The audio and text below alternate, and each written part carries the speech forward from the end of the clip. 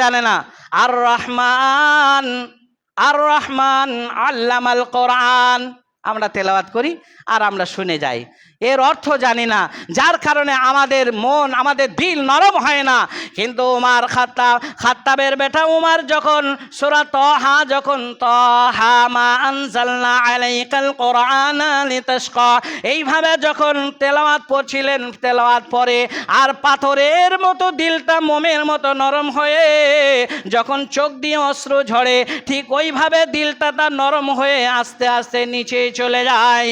তখন তেলাওয়াত করা হয়ে গেল, তখন বলছে, বোন রে, আমি তোকে মারার জন্য আমি দুঃখিত, আমি বড় কষ্ট পেয়েছি, ব্যথা পেয়েছি, তোর রক্ত দেখে আমার দিলে দাগ পড়ে গেছে বোন।